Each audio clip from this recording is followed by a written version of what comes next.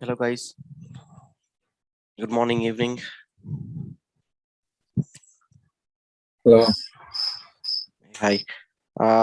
So Elvis, I hope you haven't participated yesterday, if I'm correct. No, first Okay. day. I just signed up last night after the last class. I think the Okay. class was Okay. on when I signed up. Yeah. Okay. Okay. So can we take a minute to share about you? Before that, I'll just let me know about my profile. I am Hazat, and I will be covering you the PCNSA and SE for this batch. And I have about 7 years of experience with network security, and I'm with Network Journey into the training profile for quite a while. Um, so yesterday, to brief you about, if you have not watched the video already pre-hand, we have just gone through the features of Palo Alto. We have not gone through anything in carry details, but it was just an overview of what is Palo Alto and what is a firewall, how is it different from how Palo Alto is different from a layer 4 firewall, and what a next generation firewall in general will do. So you will have the video readily available, so you can just have a look and let me know if you have any questions. Yeah. So Sure. yeah. Mm, okay. No issue. So So yeah, I will give it another 2 to 3 minutes for other people to join. Then we shall start. And Elvis, you can just brief about yourself if you would like.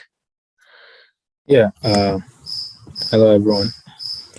Um, my name is Elvis, and today's my first day of the class. I'm uh, I'm in the U.S. I live in Minneapolis. Um, Currently, I work for Ameriprise Financial. I work in network operations, and I've been there for about 2 months now. Overall, I have about 4 years experience in IT, and I've been involved with security a lot. I've worked with different firewalls, but not Palo Alto. I've worked with WatchGuard and Fortinet. FortiGate firewalls in the past from previous jobs. But I'm here to gain more skills and advance my knowledge in security and Okay. also networking as well. Okay. Thank you. So I hope we are missing one more person, but yeah, I hope he will be joining along with us. We shall get started with today's topic. So we'll be yesterday we have covered the basics on what a firewall would do and how a layer 4 firewall and next generation firewall differs, and what are its advantages over layer 4 firewall. And we looked at a few features what Palo Alto would offer to us, and we will now go ahead to discuss the packet flow, and I'll take you through the Palo Alto firewall, um, and show you some quick labs that we would do to create administrators and provide them admin roles. And we'll see a service called service route if time permits. And we'll also look at something called management interface. So I'll just write it down. Um,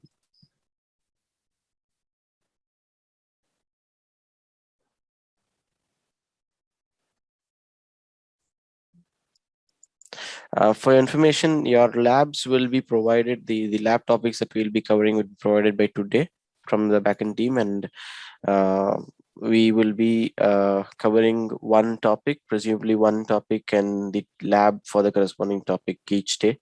So we could accomplish about 30 to 35 labs in total. So I just plan to cover a little bit of theory on all the topics, whichever doesn't have much of lab in it, just to know informations. post that we'll just cover one topic per day and then the corresponding lab. So it takes about 20 minutes for the theory and 25 minutes for the theory, and you can just we can just concentrate on labs for 35 minutes the rest, right? Okay, so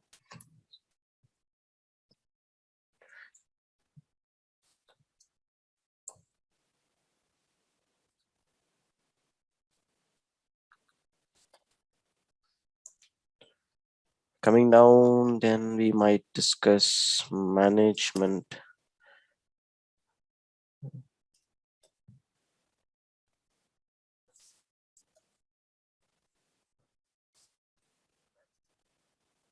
Profile and probably service route. Maybe service route later, because I can fire up all these servers and install some services. Let's say we configure DHCP here and the users get IP through DHCP, and we route the traffic for let's say this access a DNS server, and we route the traffic for DNS server through this interface. And I'll just let you know what is service route, and the lab regarding service route maybe we could do when we are working No, towards the we're whole not seeing settings. your screen. Screen not so. Oh, sorry, I just forgot to share the screen. Okay, so we what I was trying to say is I'll just let you know what service route is, and we could just work on a few labs, and then it just takes a minute, about 5-10 minutes for implementing the service route. It's just about service route for most of the services. It routes the traffic through management interface, and we will say Palo Alto that if the specific service is hosted behind this interface, ETH 1 by 1 in this case, it comes here and then goes here for DHCP or DNS or whatever. So by default, it is going to be through this interface. We just point the service to be routed through this interface. We just say Palo Alto go through this interface for this specific service. So I probably will show you some lab on how do you configure DHCP relay on Palo Alto or a DNS proxy where this acts as a DNS server and the firewall is proxying the DNS queries from the user. So post that we can just look at service route parallelly. So yeah, we will just cover these three and maybe an intro about service route today.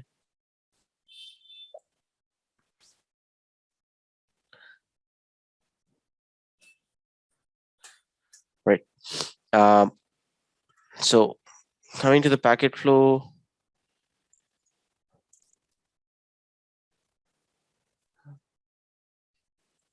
so we are going to just make sure the firewall is doing the necessary stuff that it needs to do, whatever we have configured, and takes the traffic from the user on the inside interface and lets it out on the interface, which it has to go outside depending on the routing configured, right?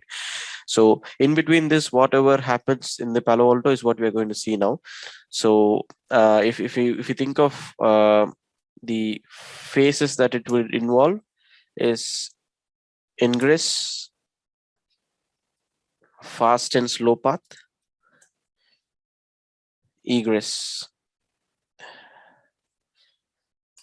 In between that, it does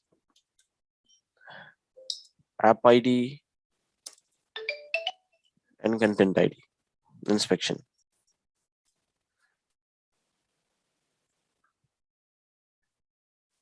SSL app ID and content ID inspection. So it takes the packet in, lets it out. In between that, it does something to create a session called fast or slow path, and it inspects SSL traffic. And if we have configured SSL decryption, it decrypts it and figures out what application the firewall is going to identify, use its application ID signatures and content ID. Content ID is something which I told you yesterday. That's about inspecting antivirus, anti-malware, um, DDoS attack traffic, and then acting upon the policies that we have defined, right? So we'll go through the phases one by one. I'm going to, excuse me.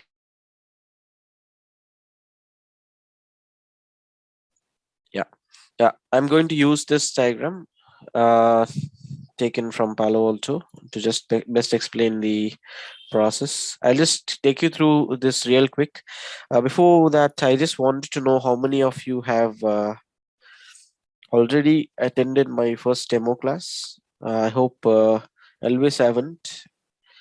Probably everyone else would have already been a part of, because this was the discussed topic in the first demo session.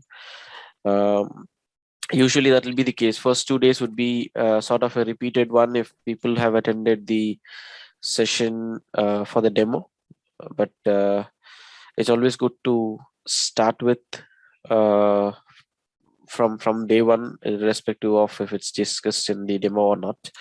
Just wanted to know if you people have already been a part of this.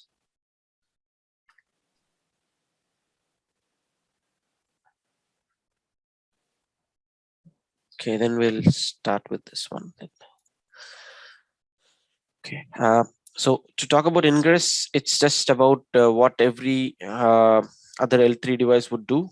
It just does one thing extra, just checking if it's firewall inspection applicable or not, and decrypting the tunnel traffic and doing the checks again, the LA2, LA3 checks again. So what it exactly does is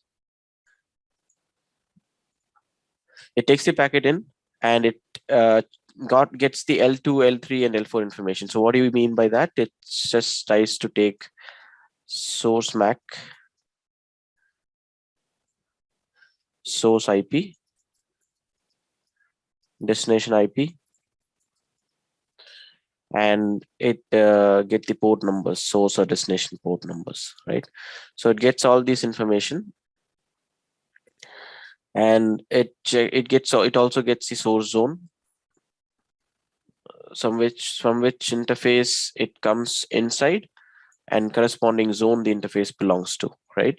So it gets all this information and it checks if the packet is fragmented, and if it has to be reassembled and sent out to the next device or next interface or egress. It checks for errors if there is any on all the collected information. Let's say layer 2 processing, layer 3 processing. If there is any error, it checks for it. If it doesn't find anything, it passes through. If it finds anything which is fishy, it just discards the packet, and it checks if the inspection is applicable. So on what basis it does this inspection, or it decides if the inspection is applicable, is it checks whether the it checks the type of the packet, whether it's a broadcast or unicast or multicast, and it checks if it's a layer 3 or layer 2 packet. So basically what I'm trying to say is it just if you go to the official documentation knowledge base of Palo Alto, under the packet flow, you would see it does this lookup to know if the session is supposed to be inspected or not. So let's consider a generic scenario where it's a layer 3 packet and it's a unicast packet, right? Layer 3 IPv4 unicast. In that case, it inspects and forwards the traffic. So it will try to inspect and forward if it has routing enabled to it. IPv4 unicast, inspect and forward for layer 3. IPv4 unicast, layer 2, inspect and forward. So based on this criteria, it just drops the packet. If it's a broadcast layer 3, it just forwards if it's a layer 2, in this case ARP, broadcast ARP. If it's layer 3 broadcast, it drops it. So likewise, it does different checks to know if the inspection is applicable, and if it has to only forward the traffic, for getting some information, in this case ARP information. So it does all these checks. If it finds any one of the checks to be a match, let's say IPv4 layer 3, it inspects and forwards. So in generic case, it should be either IPv4 unicast layer 3 or layer 2, or IP broadcast layer 2 for ARP. So these are the three most seen stuff happening in the Palo Alto firewall. Other than that, it will be a very rare case. This is something which happens multicast layer 3. It would be for a routing protocol control plane, where EAGRP sends control messages, OSPF sends hello messages. Those traffic will be tracked here. Packet type is multicast, and it is layer 3. It inspects and forwards. So that's how it finds out whether the traffic has to be inspected or not. So coming down, it checks if the traffic is an IPsec traffic. If it's an IPsec traffic, it does a decryption, checks the layer 2, layer 3 information again inside the encapsulated packet, decapsulates it and checks again. It does all the checks again, checks if it's an inspection applicable. It's always going to be layer 3 for a tunnel IPsec packet, and comes down. If inspection is applicable, if it's and this has already been checked in case of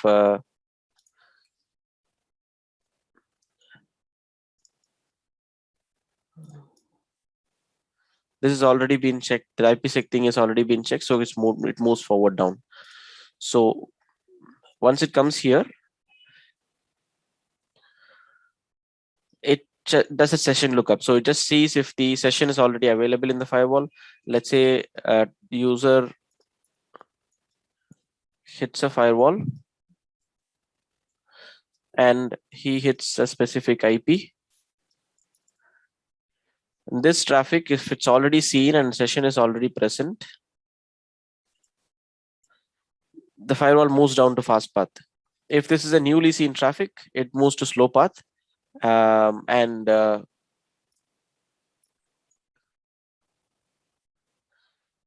it will try to create a session here. I'll just try to zoom it for you if you are.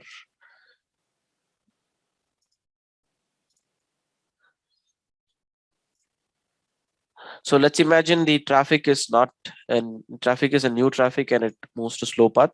It does a forwarding lookup. It checks for egress interface. It checks for routing lookup, and it finds out what's the egress zone and interface. After that, it checks for the NAT. So it just checks if the NAT is available for this traffic, if NAT is configured for this traffic. If so, the traffic is marked down, and then NAT will be performed here in the fast path. So after looking up for the NAT, it sees if the destination NAT is applicable. So if the NAT is for the source of the traffic or destination of the traffic. If it's source of the traffic, it just moves forward.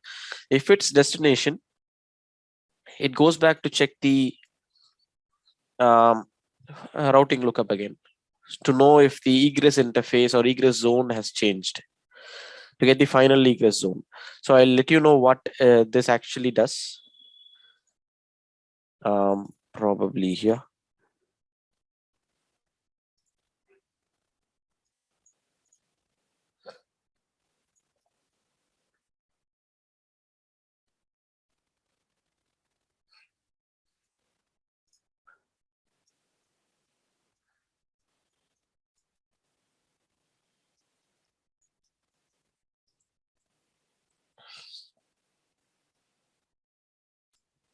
So this user, if he wants to go to this server, if the firewall here performs NAT, and if the NAT is on the source side, the firewall doesn't do anything. It just permits the traffic and moves on to check the other stuffs in the packet flow process. If the destination is supposed to be NAT, let's say This is inside interface. The traffic comes from here, or people from outside are trying to access our server. And in this case, he will be hitting the user outside in the internet will be hitting the public IP of ours, right? And this IP will be translated to the original IP of the server. So in this case, it's the destination NAT. So when you're writing a security policy, the agenda of writing a security policy is something like you write in terms of if it's a destination NAT traffic, specifically for destination NAT traffic. I'm not talking about other traffic, because for other type of NAT traffic also, if it's a source NAT or U-turn NAT also, you do follow this method, but that doesn't make any difference. If you just follow the normal traffic flow, you would be able to write a security policy. So, but if it's a security policy that you need to write for a destination NAT traffic specifically, it's supposed to be pre-NATed IP, post-NATed zone. So why I said in this case that the destination NAT should be taken care and the routing lookup happens again if it's a destination NAT is because of this one. So if you see the user trying to access our public IP to access this server from outside on the public network, if you are not following this rule, the traffic or the security policy we'd be writing would be for a different zone or different IP address. So pre-NATed IP is the IP that is here before NATing. So user trying to access our public IP and he goes out to reach and the public IP gets NATed and it goes out to reach the server inside. So pre-NATed IP here in this case is public IP. Post-NAT zone is not the same zone as the public IP. Post-NAT zone is the zone of the original IP address of the server.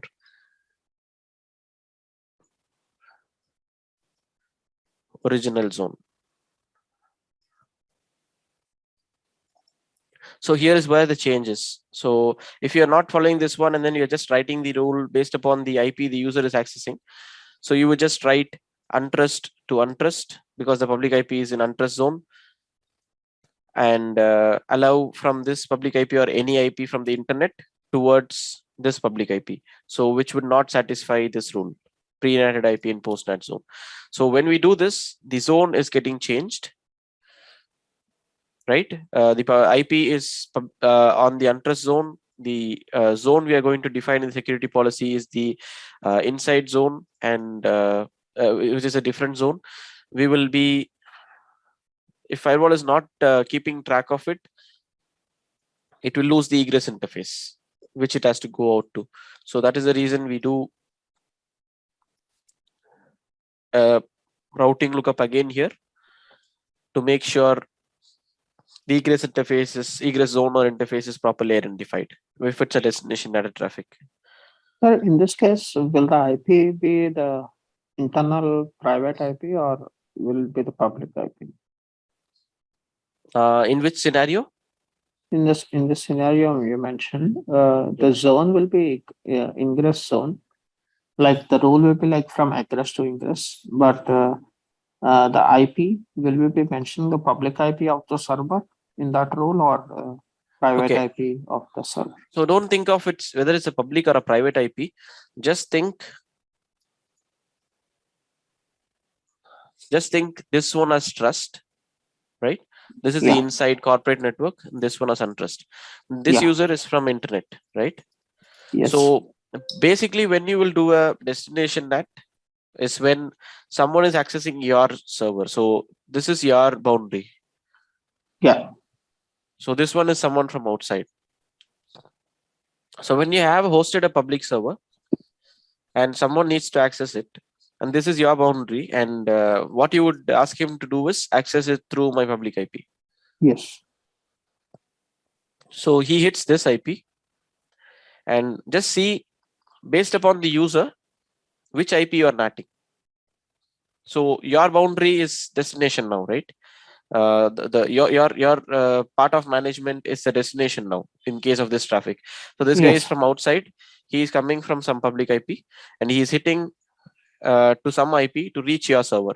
So he knows this public IP. If I reach, I can reach this server, and I can get access to this server or RDP or whatever. So when he hits this, the flow of the traffic is like your public IP is a destination now. And as far as your configuration on the firewall is concerned, you will be natting this IP. So this Yeah. becomes a destination NAT. So you, Yeah. based on the flow of the traffic, this becomes a destination NAT, and this IP will be translated to the original IP, the some 10 network or whatever private network that you have here, to the IP of this Yes. server.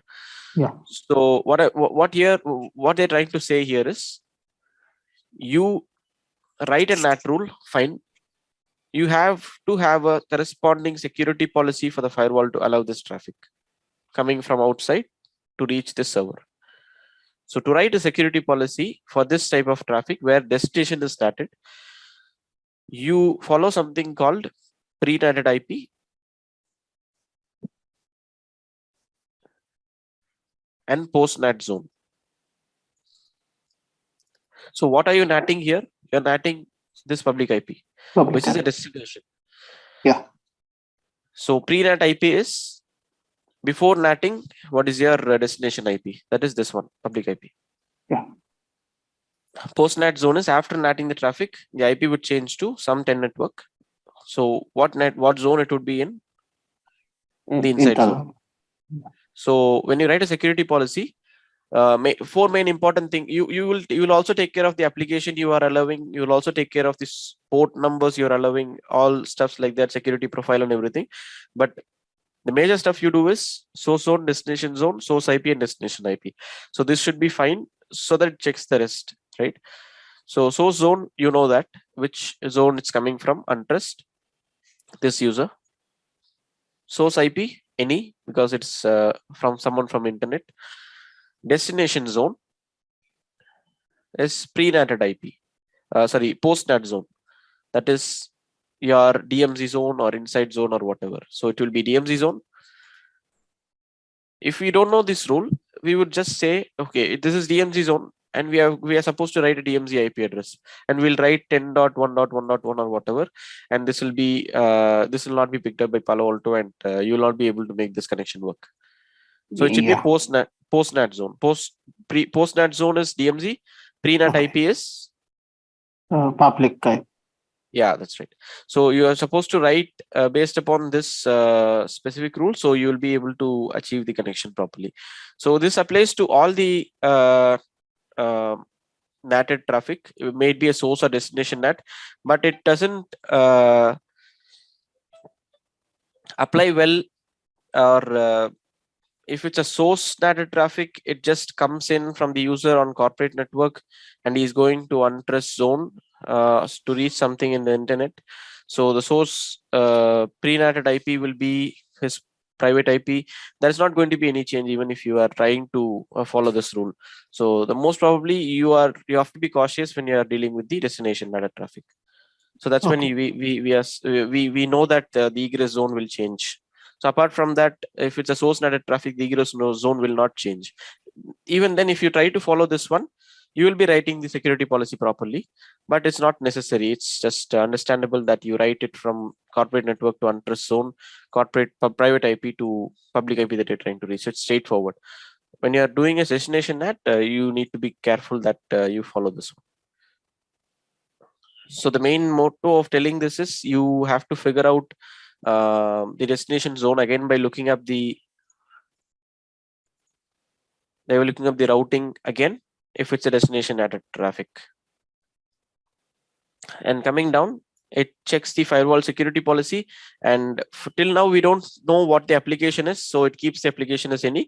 Apart from that, whatever information it has collected, it just checks the security policy to know if this traffic is allowed on any of the policies defined. Source IP, destination IP, source zone, destination zone, source port, and destination port. Sorry, it's not source port, just the destination port that the traffic is, the source is trying to reach. So if it's a match, it allows. If not, it discards and creates a session. So here is where it creates a session. So remember, you looked up for a session if the session is already available. So since it was not, we went down to form a session. So here we have all the information now, and we are now forming a session and coming down to this step here. So if there is no session already available, we come here. If session match is found, you come to the same step. If session match is not there, if it's a new session, new traffic, you come to this slow path, follow all these steps, get all the relevant information, form a session, and come down to the same step here. So this slow path is basically to form a new form a session for a newly seen traffic on the firewall, right? So then what it does, it just comes down. It just does layer 2 to layer 4 firewall processing. So here it does two things. It checks the state of the traffic. It checks the state of the traffic, and it also does NAT if it's applicable, right? So state of the traffic. What do you mean by state of the traffic? It let's say someone from here is trying to access a server. It's a TCP connection. So we know that in the TCP connection, it's a connection based protocol, and it has three steps to three steps or three linear packet flow to form a specific session. So from source to destination, it will be a SYN packet, SYNAC from destination to source, and the acknowledgement from source again. So after these three steps, it forms a session and then starts passing the traffic or starts sending data. So let's say it's a newly seen traffic, and it just formed the session, and we are sending a SYN from our side. What do we expect in return? We are supposed to expect a SYNAC from the server. This is the proper state. This is called maintaining the state of the traffic or maintaining the state of the connection. So whatever is expected out of the connection as a next step is supposed to be available for us to maintain the state of the connection. If let's say we are expecting SYNAC after sending a SYN packet, but we are getting in return all SYNs or some chunks of data on the same connection, this is called this is something that breaches the state of the connection. And if firewall sees as something as anything as such, it directly discards and updates the session lifetime to 0. So if the session state is not active, or if it's not followed, or if it's not in linear state, it discards the packet, and it also does NAT if applicable. So here we have looked up for the NAT rule if available, and if the NAT of the traffic is, if this traffic is supposed to be NATed, it is going to happen here. So after this, we come down to see if the traffic is SSL, and if it is SSL and we have an decryption policy defined in the firewall for the specific traffic, so source to destination, we will be doing a decryption.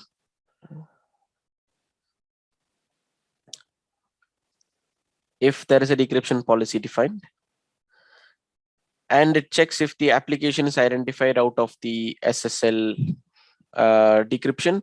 If not, it goes down to application ID. So just wanted to show where we will probably configure SSL. I just power down the firewall before we start so we don't waste time. So under policies, so you have security policies that you define. This is the generic security policy for allowing any type of traffic. So you see by default, you have intrazone and interzone.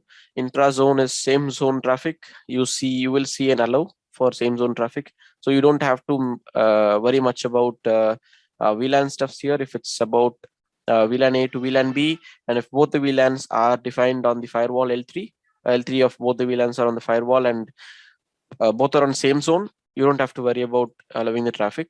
You can just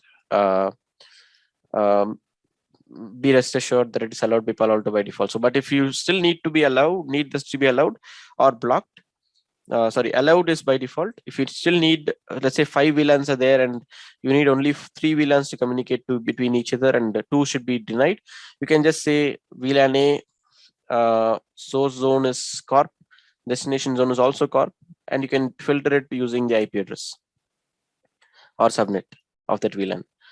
But by default, same zone traffic is allowed, and inter-zone traffic is denied. So we are supposed to define a rule for any type of traffic which is going from one zone to another, to a different zone. This is NAT, and I wanted to show you the decryption. So here is where we define the SSL decryption profile. If the specific traffic is needed to be decrypted, if we feel that it should be decrypted. So it comes down to check if the application ID signatures are able to identify the application. So here what it does is PALOALTO update server or PALOALTO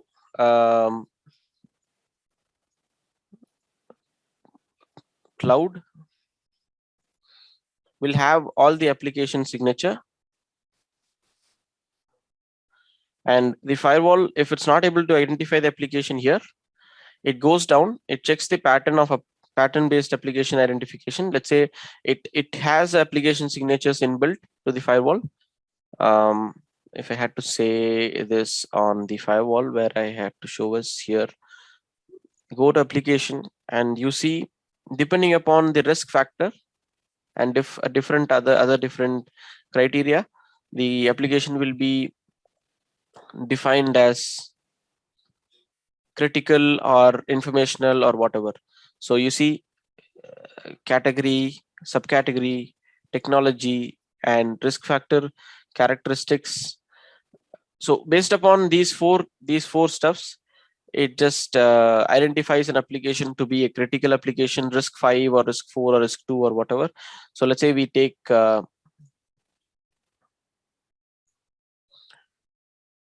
SMB, for instance.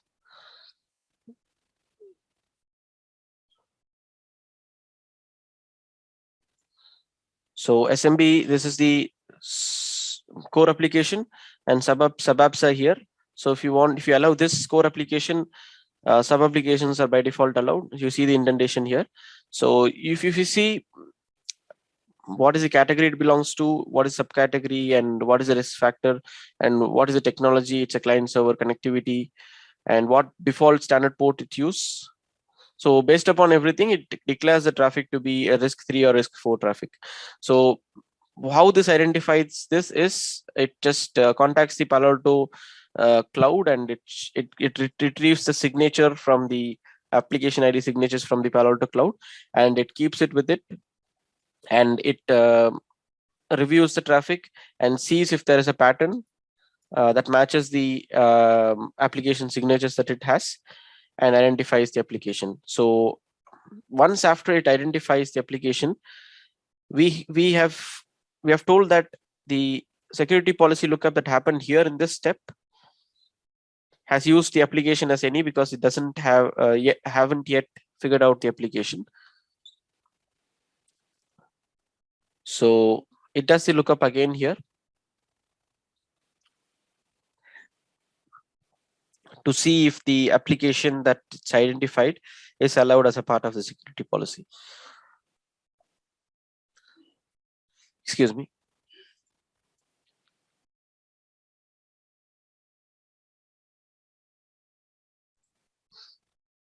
Yeah. So here, if it's an allow,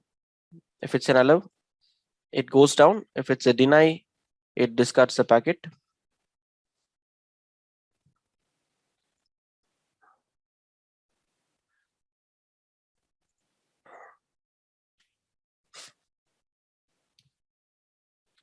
So if it identifies the application to be SSL and it's a decryption policy match, again it sends back to this here. So here it does a session app identified. If here it checks if the session app is identified. If it doesn't, it comes over here. If it is identifying the application to be SSL here, it sends up back here to know if the inspection is applicable for the traffic. So this flow comes here. Again, it checks if the inspection is applicable. So basically, it is going to check three things when it reaches the firewall L2, L4 processing and then comes down. It checks if it is an SSL proxy rule is available for the traffic, and it decrypts it to know if it's an SSL application. If it has not identified any application after decrypting it, it goes down here. It checks the application signatures, and after checking everything, if it finds the application to be SSL here, finally, it again goes back to see if the decryption is applicable, and it decrypts the packet. So then parallelly, content inspection. So content inspection, what happens is it checks if the security profiles that we define here in the in the security policy,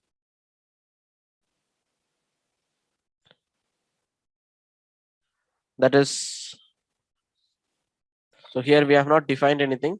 So what would be defined here in the profile is the security profile. So we declare them as an object, compile all this under an object and an object group, and then define it once for all.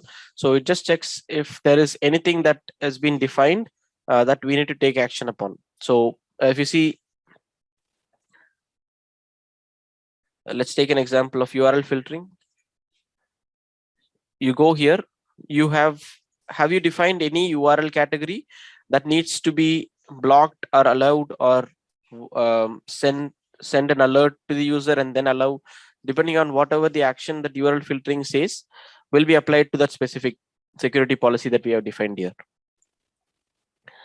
And again, a file blocking, specific file extension to be allowed or denied or blocked will be defined here, and based upon that the action will be taken. So based on all these security profiles or any security profile defined in the security policy, it takes action. And in the process, if the traffic is seen to change the application, if application change is identified, it again goes to look up the security policy here. So here it checks the content inspection, and it checks if the application is changed here. So what do I mean by this is, so let me come down here.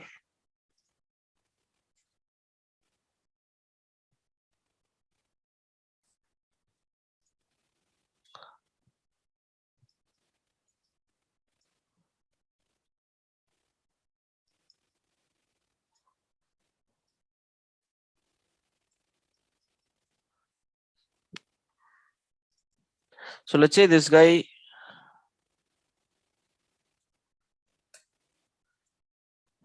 user wants to reach this server. Let's say they will take this server to be Facebook server, for example. So when he tries to reach this specific server, initially the traffic will be SSL, right? Before you get and log into the Facebook page, the HTTPS connection, then it will identify the application to be Facebook. Then it will identify the application to be, let's say, Facebook chat. So there is a shift in application here, if you see, for the specific traffic where the user accesses this specific server. So in the traffic flow, if the application is initially identified to be SSL and decrypted, and the traffic comes down to content inspection. It inspects the traffic, and if it sees the traffic to be changing from SSL to Facebook or Facebook chat or whatever, it has to do a session or security lookup again and see if there is a rule match. So to tackle the application shift, it checks again if there is a change in application. If there is, it checks for the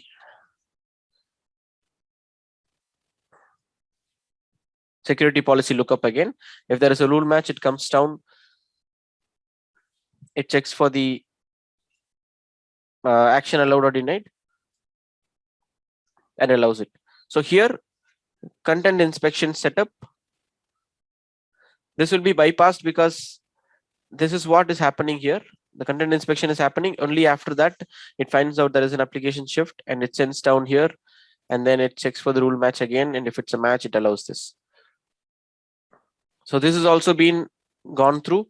If it's an SSL application, after the application is identified, you go back and then do the decryption. In this case, you have already identified the application to be SSL, decrypted it, come down to content inspection. You have figured out the application shift happen from SSL to Facebook. So again, if you see application is SSL and decryption policy match, so here the application will not be SSL because the SSL is tracked and it's decrypted here up here, and we have come down, figured out the application shift, and everything is done. So here, if it checks if the SSL is an application, it will not identify it to be an SSL because it's already been identified as Facebook. So coming down, it takes the action that's defined on for the security profile: alert, discard, drop, or block, or whatever.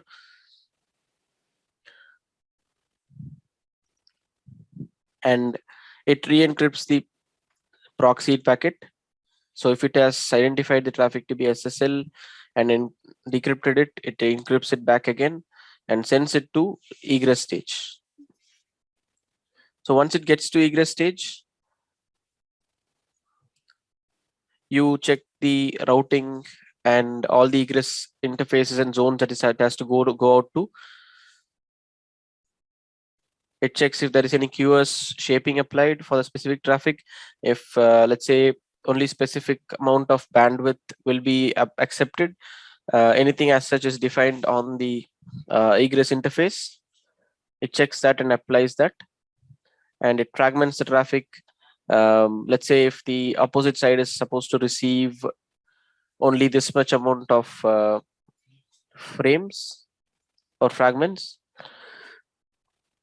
it will have to do a fragmentation, even though, let's say, the firewall is here and egress interface is here, and the next side is, let's say, a router. It can take up to 100 Mbps, sorry, or 10 Mbps traffic. Here the decryption, here the fragmentation has to happen, and the frame has to be sent fragmented, so the opposite side can receive this, or else it will be dropped because the buffer is not going to support the traffic that we are supposed to that we are going to send. So in that case, if there is any fragmentation that is applied, that is needed, will be applied here. And then it checks if the traffic was identified to be IPsec. It does encryption again because we have decrypted the packet at the top, and then sends out the traffic. So this is how basically the traffic flow would occur. I would let you ask if you have any questions, so we can clarify that and move forward with the lab that I will be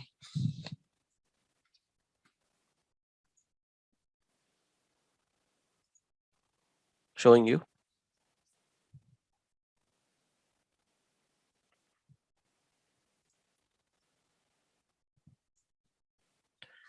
So guys, first 4 classes would be like a bit of theory, and once the basics of, like, say, covering the admin roles and covering the config audit, how to take a backup, configuring the management interface, and probably talking about licenses, upgrades.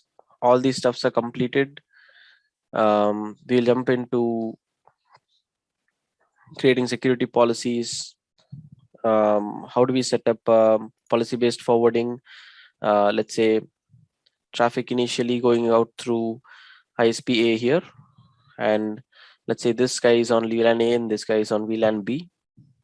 VLAN B user by default should be routed to this ISP, and rest others are okay to be routed to the default ISP. So we do a policy-based forwarding here.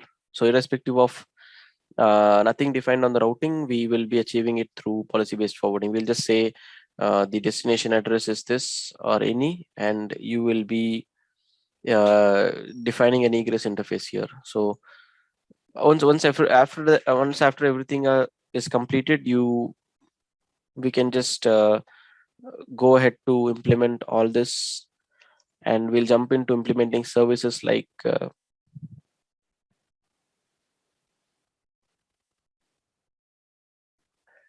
defining a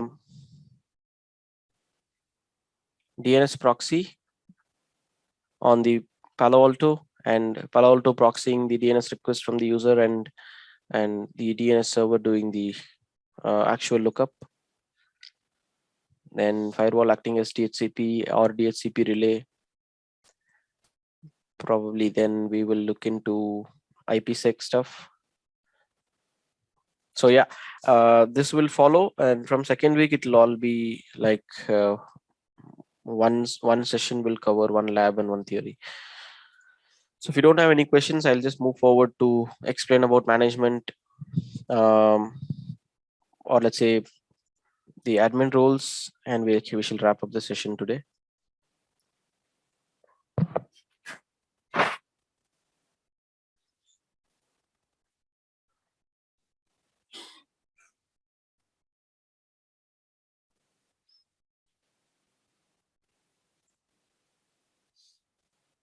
Okay, no questions?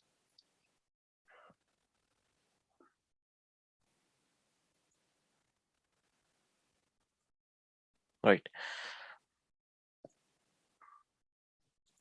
So creating an administrator, you have two ways of doing it. So one is dynamically choosing the available roles that we have, or you are using creating a profile role, admin role profile, and defining the profile here.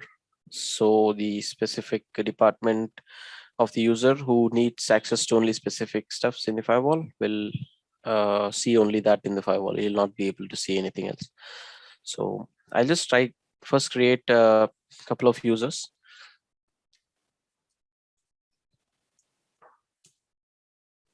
So I'll just say monitoring user, authentication profile here. If we are using 𝒂𝒂𝒂𝒍𝒂, we can define the 𝒂𝒂𝒂𝒂𝒂𝒂 profile that we have defined here, or else we can just configure a username password for him, for the user directly. So I'm just giving password as admin. So you have something called Palo Alto documentation readily available. That's cool, but the one more coolest thing is the pan help here. That you see something defined for each topic. You go to device administrator, you see what is that, and you probably see what everything does, and you'll be able to clarify your stuffs pretty much over here itself. So you have 4 roles defined dynamically from the Palo Alto side. We can also define our own roles, but looking at these 4 roles, super user can do pretty much everything. He can edit, do everything that the firewall can offer. Super user read only will have access to everything, couldn't edit anything. Device administrator, full access to everything except defining new accounts or virtual systems. So virtual system is something that you define inside the firewall. So you define um, firewall to act in a two virtual systems, and you define different configurations for both. So only those stuffs cannot be edited by device administrator. Apart from that, this and this user role is pretty much the same. This device admin read-only has read-only access to the firewall, and he will not have visibility to password profiles and administrative accounts. Only logged in admins will be visible.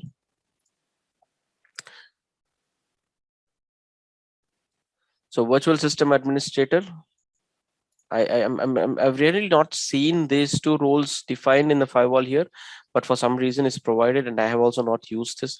Probably we might ignore this one. Won't be useful in production as well. We can just ignore this stuff for now. So creating an admin, I thought we created one, right?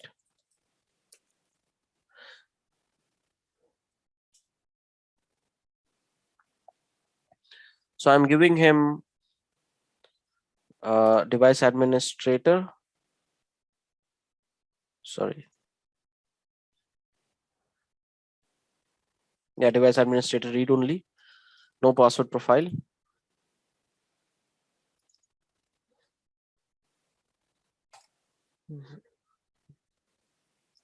Okay, so I'll talk about password profile before that. So password profile is something which says how the password should look like. So minimum password profile set will be defined in here.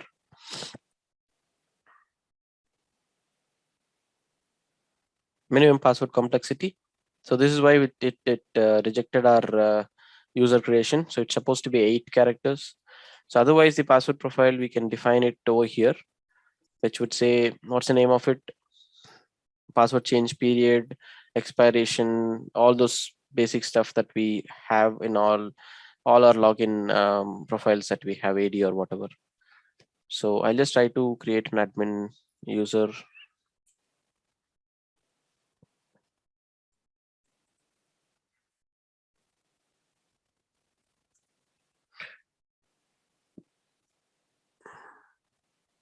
So I'll just keep it as device administrator read only and commit the change.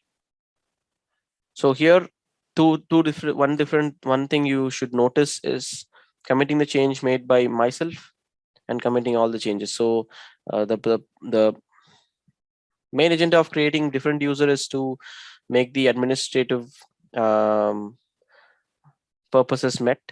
So if we are trying to commit all the changes, and let's say there are 4 users actively working on the firewall and he has done some changes and it's not been committed yet, you will be ending up committing his changes as well. And if something is wrong on his side of configs, it might create issues. So always try to commit only our changes, and yes, commit.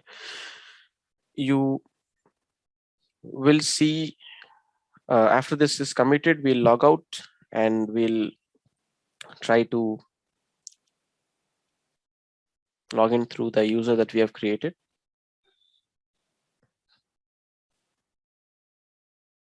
Okay, it's done. So we'll log out from here.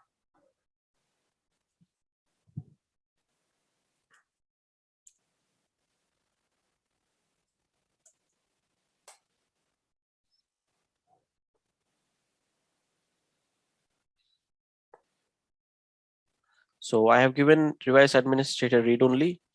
So what does it say? Password profiles can't be changed or no access. Administrator accounts.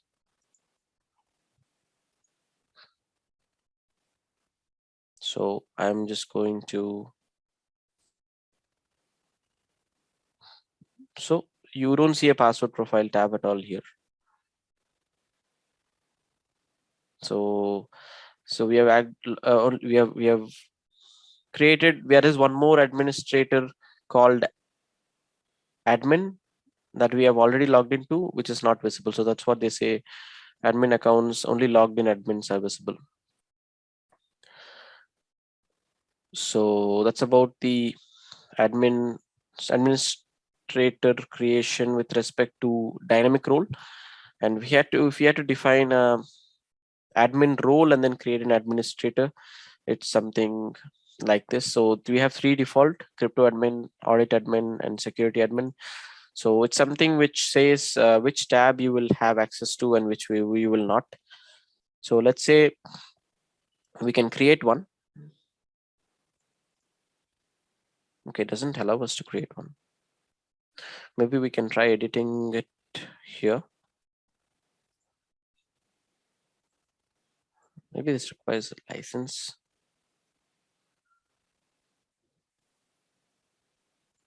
Okay, we'll just try to apply this to a user and see if he's able to see these two. So here you see the dashboard and ACC monitor that's up here is not allowed as a part of audit admin. So we'll just try to apply this guy with this. Okay, it's read only. So I'll just log off and then log in through super user.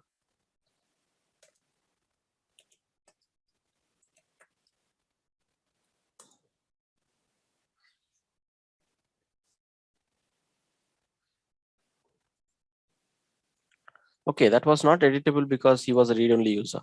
So I'll just try logging into my administrator account, which has super user access, and now we'll try creating one. I was wondering why. So we go to, so now I'm in admin, and we go to device.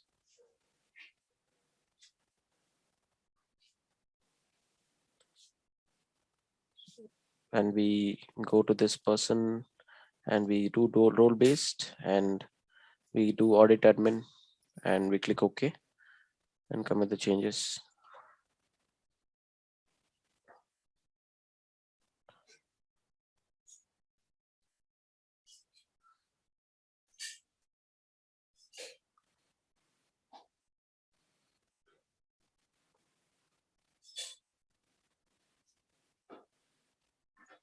So I log out.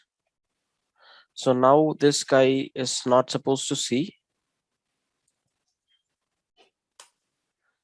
ACC and monitor tab as far as the admin role that we have defined is concerned.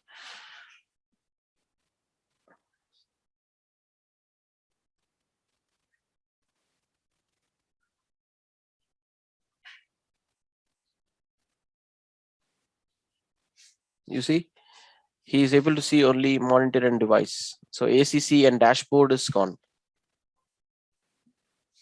for this user. So likewise, we could define depending upon the work that the specific administrator would have, scope of work that he would have, we can define the admin role for him based on the dynamic or the role based access that we have as an option. Okay, so that's about today. We can just reconvene tomorrow and see. Probably tomorrow we could just look at interfaces, types of interfaces. We'll try to implement or configure a couple of interfaces and establish connectivity to internet. And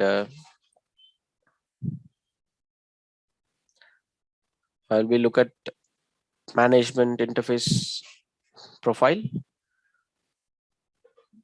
And I'll just plan for some more topic if time permits. So if you have any further questions, you're open to ask, else we can close the call for today and see you tomorrow.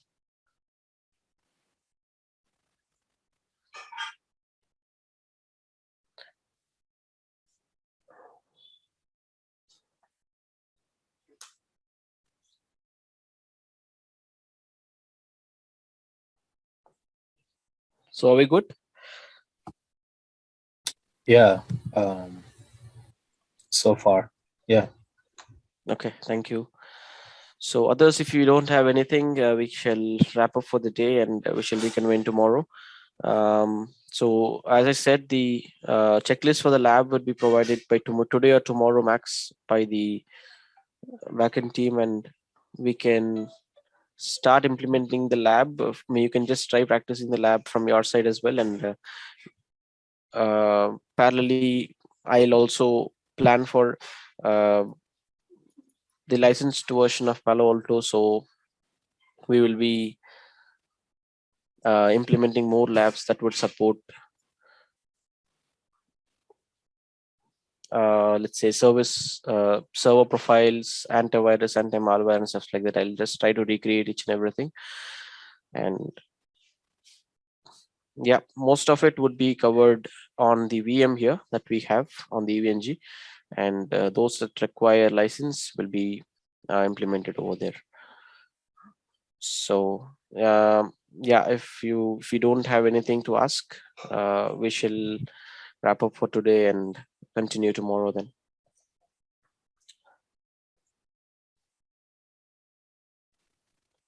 Thank you. Yes. Yeah. Thank you. Thanks everyone. Have a good day. Bye. Cheers. Thank you, sir.